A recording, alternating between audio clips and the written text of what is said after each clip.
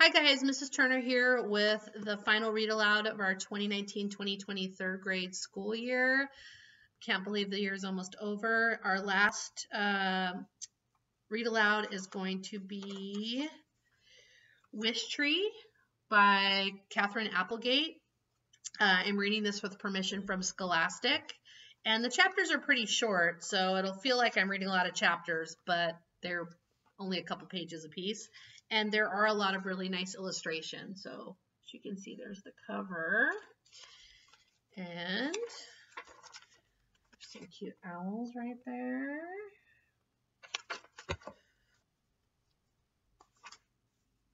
So let's get going.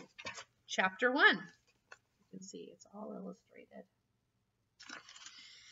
It's hard to talk to trees. We're not big on chit-chat. That's not to say we don't do amazing things you'll probably never do. Cradle downy owlets, steady flimsy tree forts, photosynthesize. But talk to people, not so much. And just try to get a tree to tell a good joke. Trees do talk to some folks.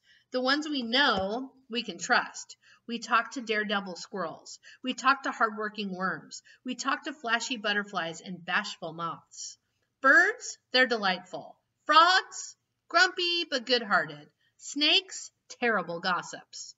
Trees, never met a tree I didn't like. Well, okay, there's that sycamore down on the corner. Yakety, yakety, yak, that one. So do we ever talk to people? Actually talk? That most people-y of people skills? Good question. Trees have a rather complicated relationship with people. After all, one minute you're hugging us, the next minute you're turning us into tables and tongue depressors. Perhaps you're wondering why the fact that trees talk wasn't covered in science class during those Mother Nature's Our Friend lessons. Don't blame your teachers. They probably don't know that trees can talk. Most people don't. Nevertheless, if you find yourself standing near a particularly friendly-looking tree on a particularly lucky-feeling day, it can't hurt to listen up. Trees can't tell jokes, but we can certainly tell stories. And if all you hear is the whisper of leaves, don't worry. Most trees are introverts at heart. Chapter 2. Name's Red, by the way. Maybe we've met. Oak tree near the elementary school, big but not too, sweet shade in the summer, fine color in the fall. I'm proud to say that I'm a northern red oak, also known as a Quercus rubra.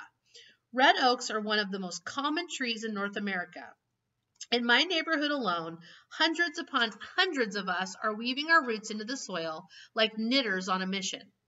I have rigid, reddish-gray bark and leathery leaves with pointed lobes, stubborn, searching roots, and if I do say so myself, the best fall color on the street. Red doesn't begin to do me justice. Come October, I look like I'm ablaze. It's a miracle the fire department doesn't try to hose me down every autumn. You might be surprised to learn that all red oaks are named Red.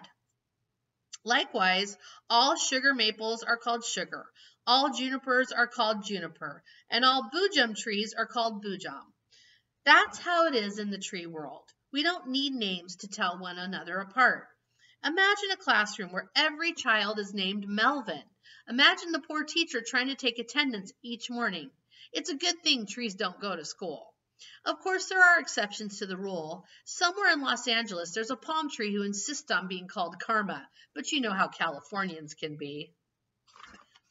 Chapter 3. Wait, did I miss a picture? Oh, here's the red. Fine looking tree. My friends call me Red, and you can too, but for a long time, people in the neighborhood have called me the Wish Tree. There's a reason for this. It goes way back to when I wasn't much more than a tiny seed with high aspirations. Long story. Every year on the first day of May, people come from all over town to adorn me with scraps of paper, tags, bits of fabric, snippets of yarn, and the occasional gym sock.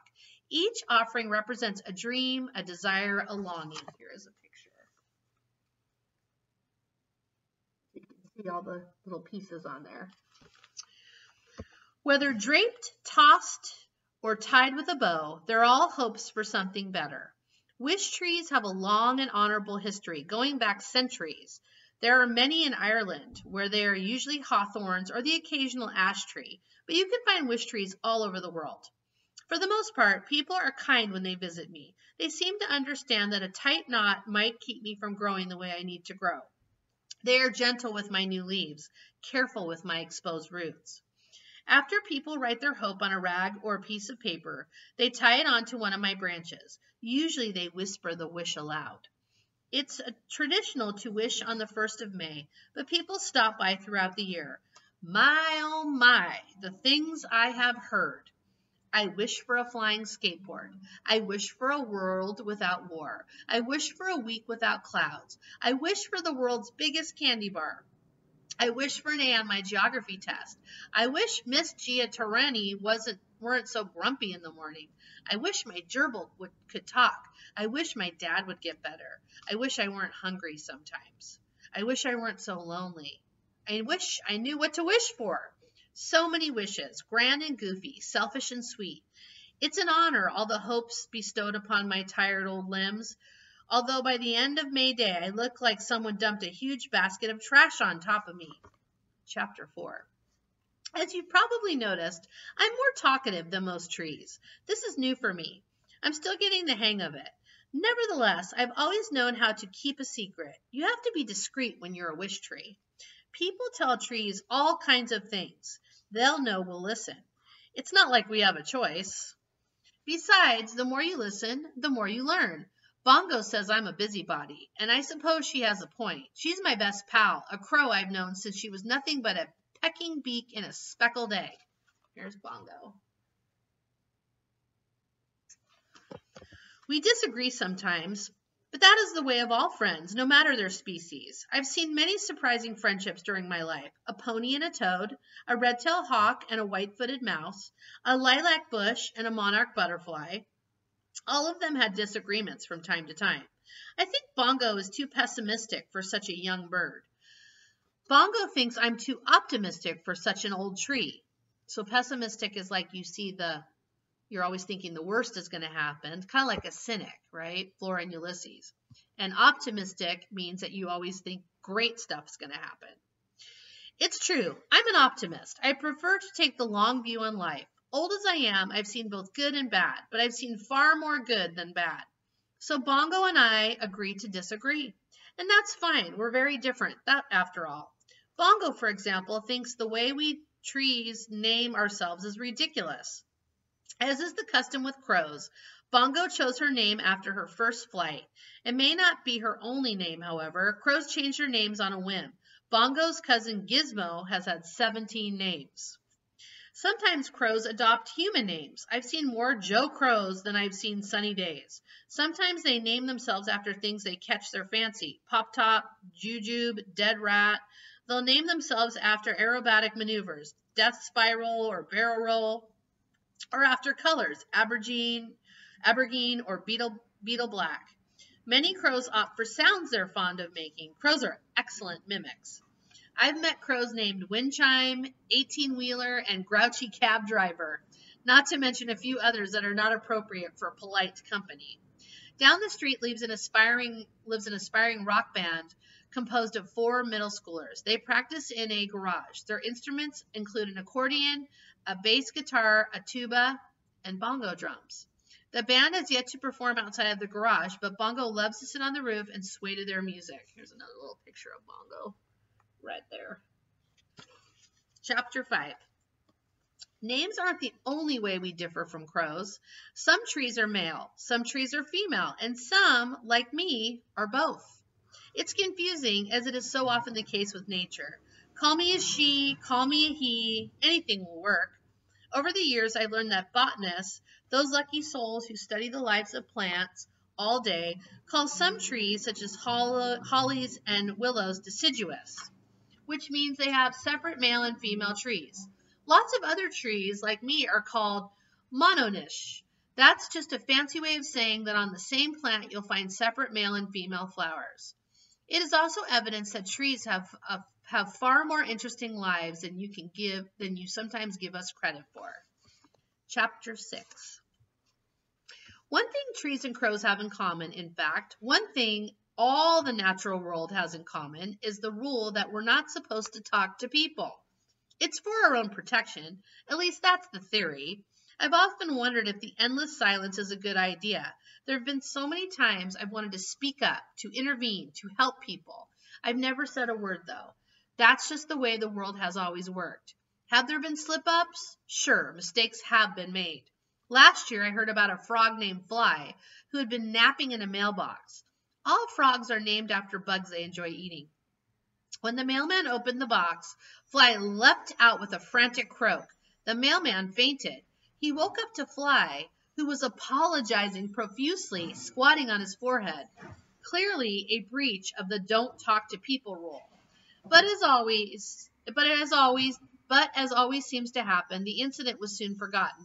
After all, the mailman was absolutely certain that frogs can't talk. Just hearing things, he no doubt told himself. Interestingly enough, he retired not long after the frog incident. In any case, when you consider the number of trees and frogs and otters and wrens and dragonflies and armadillos and everybody else in the natural world, you'd think people would have caught on to our little secret by now. What can I say? Nature is tricky, and people are, well, sorry, but most of you aren't that observant. Perhaps you're wondering, if you're curious or doubting sort, just exactly how trees communicate. You may find yourself inspecting a nearby ponderosa pine, perhaps, or an aspen or a sweet gum, puzzling out the magic. People speak with the help of lungs, throats, voice boxes, tongues, and lips, thanks to an intricate symphony of sound and breath and movement. But there are plenty of other ways to convey information. An eyebrow cock, a stifled giggle, a tear brushed aside. These two are ways you express yourself. For a tree, communication is just as complicated and miraculous as it is for humans. In a mysterious dance of sunlight and sugar, water and wind and soil, we build invisible bridges to connect with the world. Frogs have their own ways of connecting, same for dogs, same for newts and spiders, elephants and eagles. How exactly do we do it? That's for us to know and you to figure out. Nature also adores a good secret. Chapter 7. I'm not just a tree, by the way. I'm a home, a community. Folks nest on my branches, burrow between my roots, lay eggs on my leaves. And then there are my hollows, tree hollows. Holes in a trunk or a branch are not uncommon, especially in trees like me who have been around a while.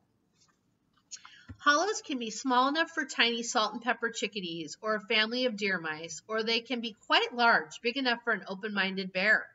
Of course, I'm a city tree. We don't get a lot of bears around here unless they're of the teddy bear variety, but I've hosted more than my share of raccoons, foxes, skunks, possums, and mice. One year, I was home to a lovely and exceedingly polite porcupine family. I've even sheltered a person. Long story, I have lots of those stored up the way a squirrel hoards acorns. Hollows happen for many reasons. Woodpeckers, fallen branches, lightning, disease, burrowing insects. In my case, I have 3 hollows.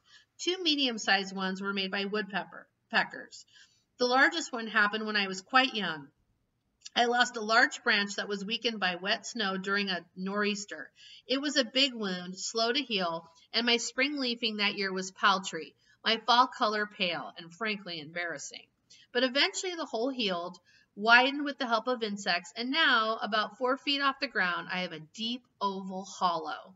Hollows offer protection from the elements, a secure spot to sleep and to stash your belongings. They're a safe place. Hollows are proof that something bad can become something good with enough time and care and hope. Oof, that's a really good line. Being a home to others isn't always easy. Sometimes I feel like an apartment complex with too many residents who don't always get along. Still, we make it work. There's a lot of give and take in nature. Woodpeckers hammer at my trunk, but they also eat annoying pests. Grass cools the earth, but it also bickers with me over water. Every spring brings new residents, old friends, and more chances for compromise. This spring in particular has seen quite the baby boom. Currently, I am home to owl nestlings, baby opossums, and tiny raccoons. I am also visited regularly by skunk kits who live underneath the front porch of a nearby house. This is unprecedented. Never have I sheltered so many babies. It just doesn't happen. Animals like space. They like their own territory. Normally there would be arguing, perhaps even a stolen nest or a midnight battle. And certainly there have been some disagreements, but I made it clear that eating your neighbors will not be allowed while I'm in charge. Me, I don't feel crowded at all having so much company. Making others feel safe is a fine way to spend your days. I'm going to do one more. Chapter 8. I have one more community member, although visitor is probably a better way to describe Samar. In January, she moved with her parents into one of the houses I shade, a tiny blue house with a sagging porch and a tidy garden. She is perhaps 10 years old or so, with wary eyes and a shy smile. Samar has the look of someone who has seen too much, someone who wants the world to quiet itself. Soon after moving in, Samar began sneaking into the yard once her parents had fallen asleep. Even on the coldest night, she'd trudge outside in her red boots and green jacket. Her breath was a frosty veil. She would stare at the moon and at me, and sometimes at the little greenhouse next door where a boy who looks to be about her age lives. As it grew warmer, Samar would venture out in her pajamas and robe and sit beneath me on an old blanket spattered with moonlight. Her silence was so complete, her gentleness so apparent, that the residents would crawl from their nests of thistledown and dandelion fluff to join her. They seemed to accept her as one of their own. Bongo especially loved Samar. She would flit to her shoulder and settle there. Sometimes she would say hello in a fine imitation of Samar's voice. Often Bongo gave Samar little gifts she had found during her daily flights. A Monopoly token, the car, a gold hair ribbon, a cap from a root beer bottle. Bongo keeps a stash of odds and ends in one of my smaller hollows, which possums kindly tolerate. You never know who I might need to bribe, she likes to say. Here's a picture of the items in the hollow. But her gifts to Samar weren't bribes. They were just Bongo's way of saying, I'm glad we're friends. If this was a fairy tale, I would tell you that there was something magical about Samar, that she cast a spell on the animals, perhaps. Animals don't just leave their nests and burrows willingly. They're afraid of people, with good reason. But this isn't a fairy tale, and there was no spell. Animals compete for resources just like humans. They eat one another. They fight for dominance. Nature is not always pretty or fair or kind. But sometimes surprises happen, and Samar, every spring night, reminded me there is beauty in stillness and grace in acceptance, and that you're never too old to be surprised. And we're going to stop right there. It only gets better, so stick with me. Have a wonderful day.